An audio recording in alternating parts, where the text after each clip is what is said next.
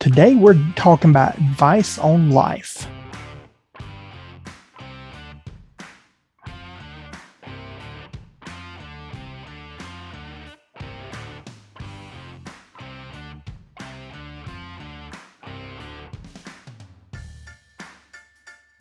Welcome to the Four Seasons. I'm your host, Ken Johnson, and today I thought we'd do a little chat. So this channel's been going on for just under a year as the Four Seasons, and we now have well over 1,000 subscribers and over 4,000 hours of watch time.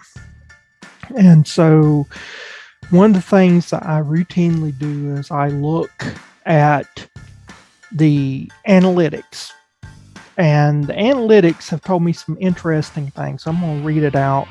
It says that 2/3 roughly of the viewers are under the age of 34, and most are under the age of 24. Roughly about 2/3 of my viewer demographic is under the age of 24, and roughly about 3/4 are male. Now, as time progresses, my viewer demographic is getting younger and younger and younger.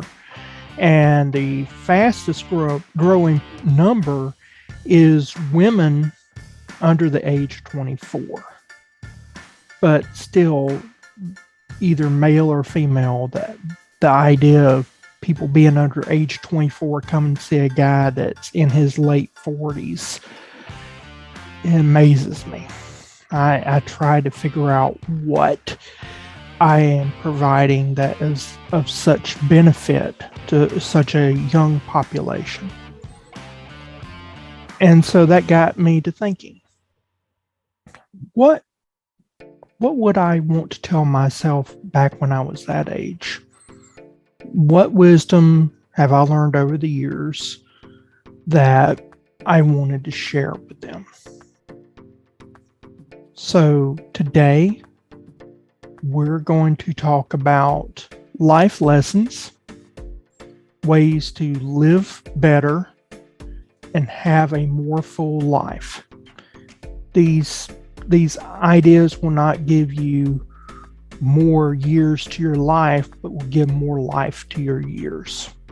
And so I wrote down 10 things that I would like to tell myself, and then I've got a bonus at the end, so stay tuned to that. First thing is love. Now that sounds kind of hokey, I understand that. But love, it is something that we need to learn how to do more. I remember when I was in high school, I was a peer counselor. I dealt a lot with suicidal students. Because the number one reason why somebody under the age of 24 dies is due to suicide. And males are more prone to suicide than females. And so one of the things that I would always do is make sure that the person that's wanting to commit suicide understands they've got to love themselves. You've got to love yourself before you can love anyone else or anything else. If you don't love yourself,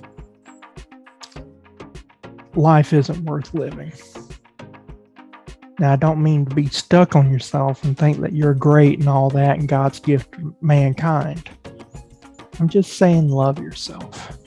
Because if you can't love yourself, that's the basis to everything. With that, then you love your neighbor. And you love your neighbor as you love yourself. And that's kind of hard. As a culturalist, which is basically a social scientist that studies culture, I always do a little experiment with people and I tell them draw a tic-tac-toe hash mark. And then I have them put their house in the center And then I asked them to list the names of all their neighbors. The husband, the wife, the children, and if you can, list the pets' names as well. And most people can't do that. And that's a sign of our times. And so people are like, why do we have anxiety? Why do we have depression? Why do we have all these mental illnesses going on and these social angsts and all this issue? We don't know our neighbors. We don't know their names. We don't know anything about them. And humans are meant to be social beings. And so it's hard to love somebody as yourself if you don't know who they are. I used to handle a lot of workplace conflicts at a previous job. And I remember there was one that was extremely high, and I got called into it. And the first thing I did is like, what's your name? And the person that was being vilified almost broke down tears, said, thank you. You're the first person today that's asked my name. Ask how I'm doing. Ask who I am. Just common human courtesy. So the first thing is love yourself. Second, love each other as you would love yourself. I would like somebody to know my name. I'd like somebody to ask how I'm doing and actually mean it. Not how you doing and it not need a response like we Americans do, but actually mean it. I want to know a response. How are you doing? See people. Now, the next thing, be noble. Nobility is not being better than somebody else. That is a European construct. It is garbage. That is for an era and time that should be buried. Nobility does not mean you're better than somebody else. It means that on a daily basis, you strive to be a better person than you were the day before. So be noble. Next, number 3, don't be anxious or afraid. Now, everybody is allowed to have different beliefs, and I'm not going to fault you if you have different beliefs than I do. But from a cultural perspective, because I do speak in the terms of culture, we here in America are based off of a Christian culture. So it means that no matter what you are, you can be a Satanist, you can be a Wiccan, you can be a Buddhist, whatever. Culturally, if you're American, especially if you're like 2nd, 3rd, 4th, 6th, 7th, 8th generation American, even though if you have beliefs totally contrary to Christianity, culturally you still are Christian. Doesn't mean that you follow Christianity. It just means that our laws and our cultures and customs are based upon Christianity. And so going to the Bible, to the New Testament, Jesus said, don't be afraid, so many times that there is literally a verse for every single day telling us not to be afraid. There is no reason to be afraid. There's no reason to be anxious. If it's going to happen, it's going to happen. There's no need to be afraid of it. Just deal with it. The whole being afraid and being anxious, all that does is take away from the life we're living. It does no good and serves no purpose. Worrying cannot add one moment to your life, but it will take away the life that you have. So don't fall victim to it. Number 4, lean into the uneasy and difficult. Be bold. The number one fear that most Americans have is public speaking. So me doing this right now would be terrifying to most Americans. The fact that I have been in packed rooms giving speeches, talking to educators, trying to advocate for the powerless and the voiceless. That would terrify most well-meaning Americans. Do I not fear a tinge of anxiety? I'd be lying if I didn't. Now it's a source of strength. Anytime I feel uneasy, anytime I feel that something's uncomfortable, I lean into it. It's kind of like the wind. You lean into if you're going to be on a sailboat. You lean into the wind. Use it to steer. Use it to power you. I do the same thing. The uneasy is uneasy just because we don't know anything about it. Doesn't mean that it's bad. And the difficult is the same way. Just because something is difficult doesn't mean it's not worthy. We have become too complacent in life. You know, you think of a butterfly that emerges from a chrysalis. It's extremely difficult, but it needs that difficult state to force all the blood out to the wings and everything. A lot of things in life require difficulty. You know, it's kind of like here in Florida, a lot of people, they'll water their trees and plants, and they'll just keep watering. And then when they stop watering, all their plants die. And they're like, you know, Kim, why is it my plants have died? Well, because you did not make them struggle a little bit. Stress is a good thing. Conflict is a good thing. And they needed times of no water to dig their roots deeper to where they could find water to survive during hard times. And you stopped that by watering them every day. And so when you stopped watering, they died. They did not have the infrastructure they need. So you need to dig your roots down deep. You need to get that infrastructure. If it's difficult, if it's uneasy, lean into it. Embrace it. It's amazing where it will take you. Next one is kind of weird for most people because I'm a culturalist. And so me saying this is going to sound odd. Don't be a slave to culture. Now, what does that mean? Just because you have a culture that says something other doesn't mean that's right. It just means that's a belief, that it's a protocol, it's something that's been handed down. And cultures change. In fact, I have people that call me in to change cultures. And I let them know it takes a while to change a culture, but I can change a culture in 10 to 12 years. It takes hard work and dedication, but in 10, 12 years, I can change a culture. So cultures do change. In fact, the American culture we know today is vastly different than the American culture pre-World War II, and way different than one pre-Civil War, or War Northern Aggression as us Southerners call it. And that was a vast cultural change from post-American Revolution. So we're always changing and adapting. Just don't be a slave to that culture. Just because culture says something is right or wrong doesn't mean that it is.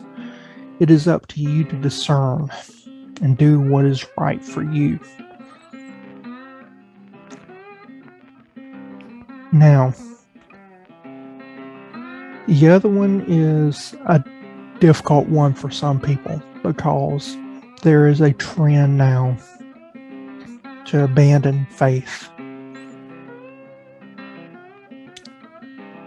I will say this. You need to believe in something. And you need to have a code of ethics that falls in line with that belief. If you do not have an internal locus of control, then you're going to suffer all kind of ailments and fall victim to all kind of outward influences. There are people, there are agencies, there are organizations that have schemes to serve their interests and not your own. I'm not being a conspiracy theorist. It is just a fact of life. Corporations want you to do things to benefit them. The government wants you to do things to benefit them. Political parties want you to do things to benefit them. Nonprofits want you to do things to benefit them. Everybody has an agenda.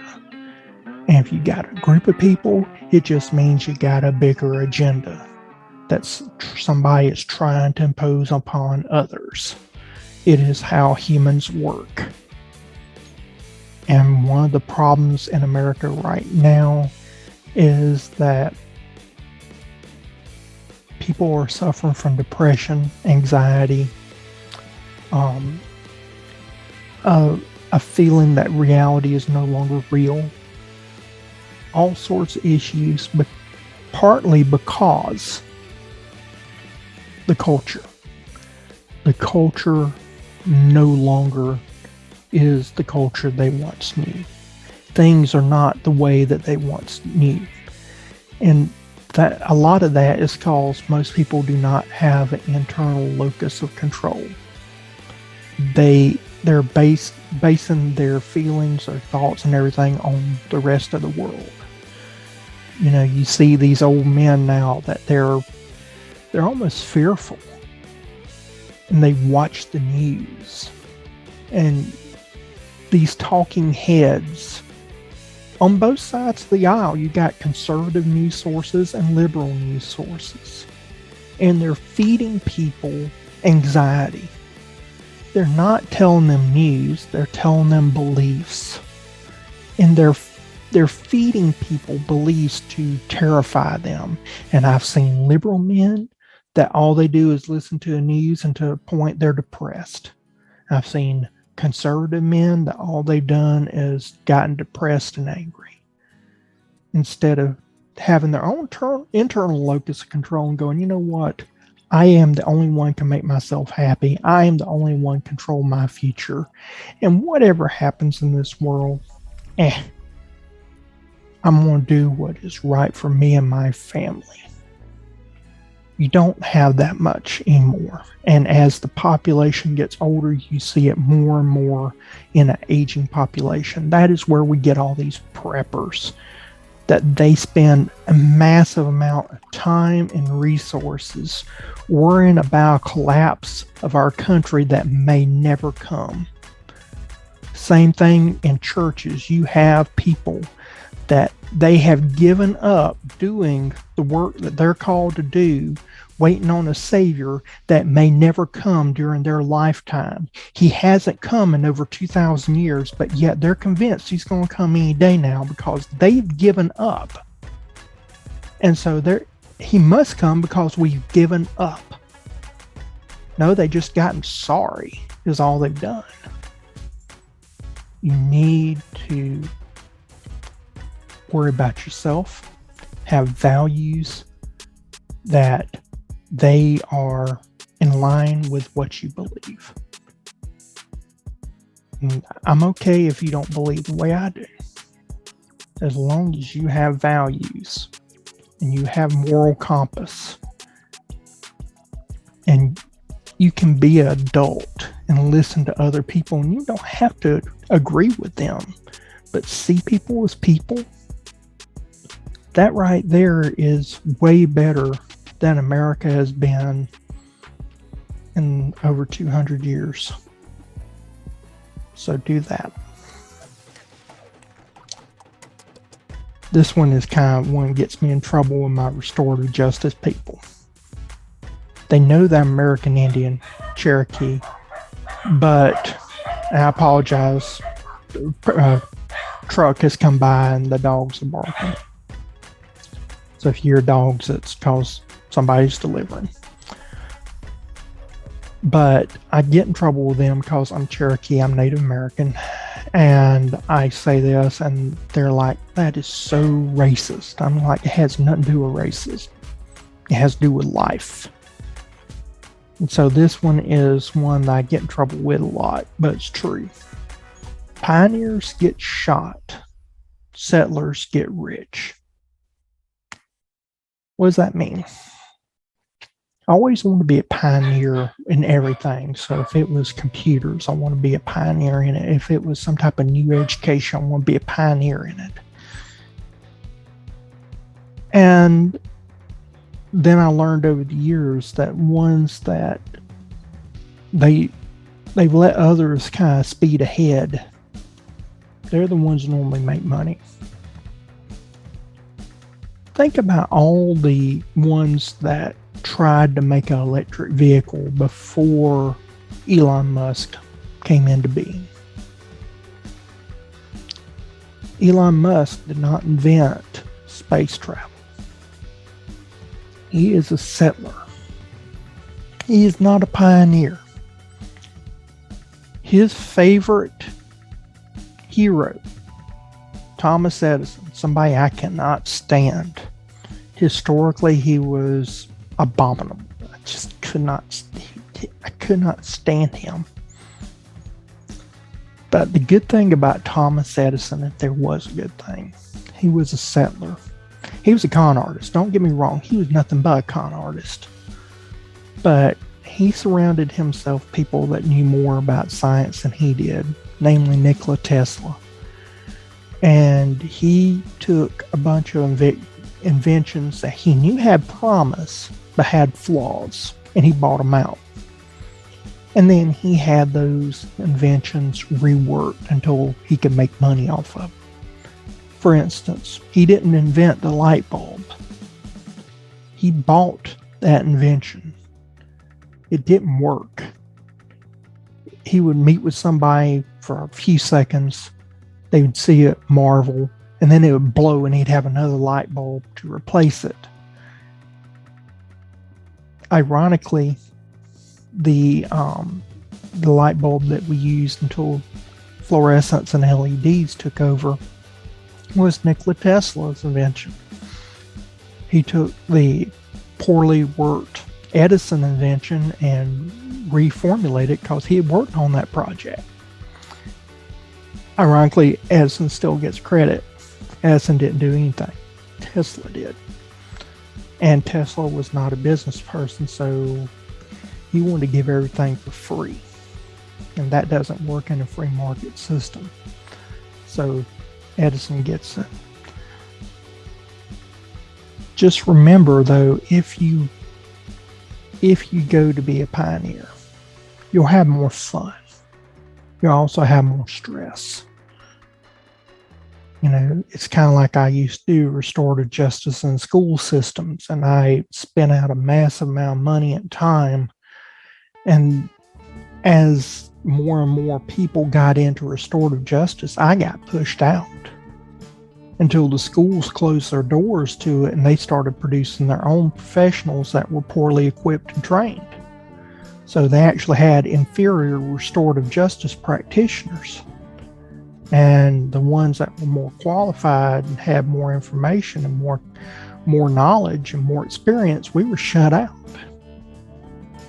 So just realize that anything you do, if you're a pioneer, you're more likely to get shot.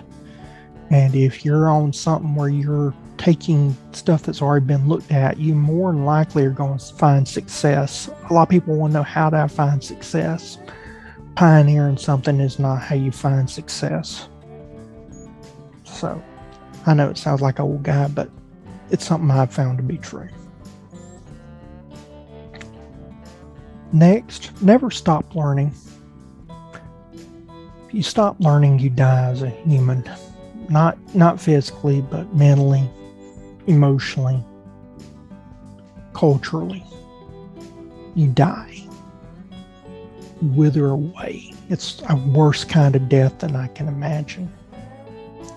You need to try to find something to learn every day. Just me buying this house, I have learned so much.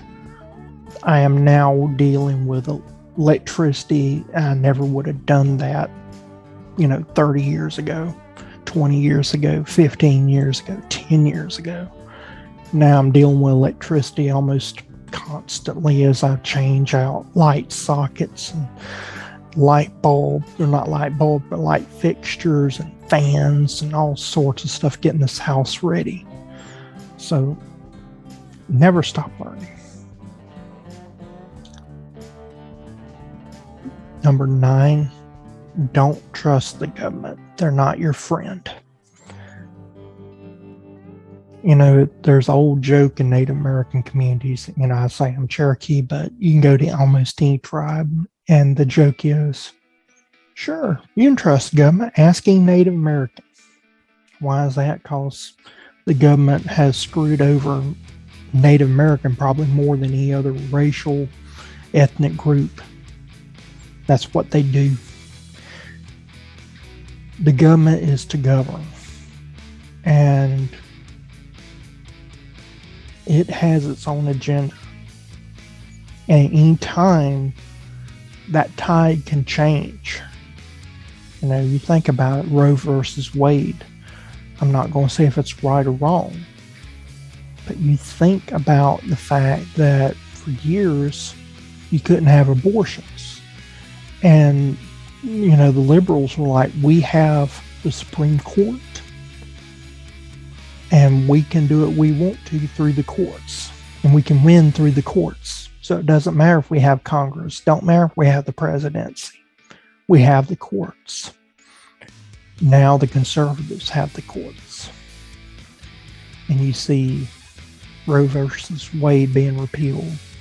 You see some of the gun bans being repealed. You see a lot of things changing. The government is the government. Don't trust them. You can't trust the government, especially in a country that no longer realizes that we are in charge of the government.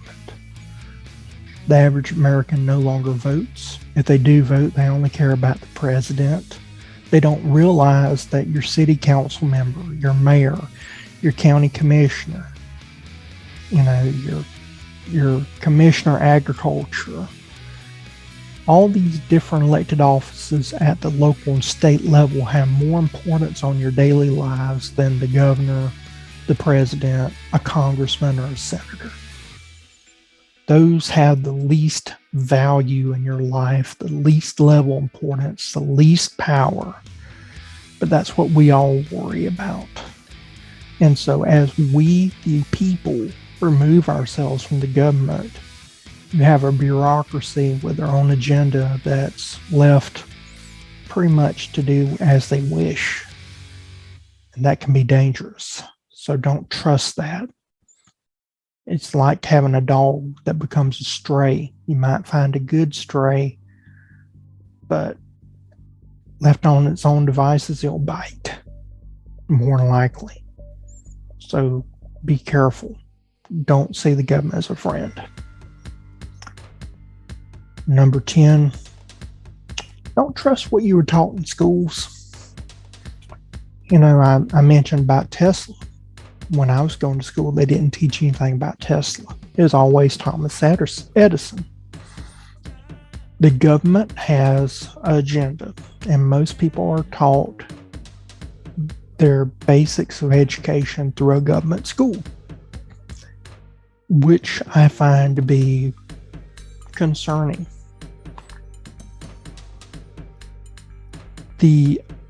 Most American schools are basically set up to get students to be in line with corporate life, to work in a government or work in a commercial or government setting, and to be compliant with thoughts. 90-something% of what I know I was not taught in school. And I would say about 75% of what I do know to be true is now in direct opposition of what I was taught to be true in schools. There is a lot of history that is not taught. There is a lot of science that is not taught. Math, I'll give them that. Math is math. But there's, even you look at American history, they don't talk a lot about what the government has done. There are some massive atrocities that have been done in U.S. history. It's the same thing, even if you go to church. Don't trust what the church says either. You know, there's a lot of stuff that isn't taught. So don't trust that. Go beyond your education. Don't think that you know what you know. Go into everything being that I may not know what I think I know. You'd be surprised what you learn. Finally, for a bonus, you need to be the change you want to see in this world. Most people are reactive. Very few are proactive. And almost none are living a life like they want to live or what they want to see in this world. You know, Martin Luther King, he gave the speech about his dream that one day that content of one's character, not the color of their skin, mattered more than anything. We don't have that today. Why? Because perception rules. Because I look white, then I'm automatically racist no matter what I say or do because of my skin color. When I let people know of my Cherokee heritage, I'm automatically entitled, and that I am talking entitled because of my ethnicity. In some church circles, I'm automatically evil and will never be saved because I have a savage inside of me because of my heritage. No one sees me for who I really am. They see a perception of me because we no longer evaluate people by the content of their character. We are still, more so than ever, we're looking at our perceptions. So I want people to speak for those without power. So that's the reason why I went into restorative justice. When I see people in mediations and I'm seeing that they're hurting, I try to address that. I try to let them know there are better days, that there is help. I try every way I can to make a life that is better for my nieces and nephews because I have no children of my own. I've been denied that luxury of life. And so I try to make a life that's better for those I love, that's right now too young to have a voice in our society, that they have opportunity and chance, and that my nieces will be treated as equal as any man, and that my nephews treat women with the respect and dignity a woman deserves, and know that she is competent and capable, as competent and capable as any other person, that her gender has nothing to do with it. I expect my nieces to be leaders. I expect my nephews to be leaders. And if they're not, that's fine. I just want them to strive to make this world a better place for their offspring, for their nieces and nephews. That they try to make the world better than the way they found it. So live that kind of life. If you notice, I didn't say anything about planning. I didn't say anything about finances. I didn't say anything about that. Because all that will work itself out. And all that, really and truly, you have the least amount of control. You can financially plan all you want to. The economy could pop. I've seen it happen. You can do the best you can. You can be wise about it, but travesty always happens. But if you have values, if you have morals, if you have an internal locus of control, all that doesn't matter. You can always see another day and make a better life still. Your better days are in front of you, not behind you. I hope you have found this to be somewhat insightful and helpful. If you haven't already, hit that thumbs up button. Need you to please subscribe if you haven't already. If you like this content, hit that notification bell. That way you can be notified of future content.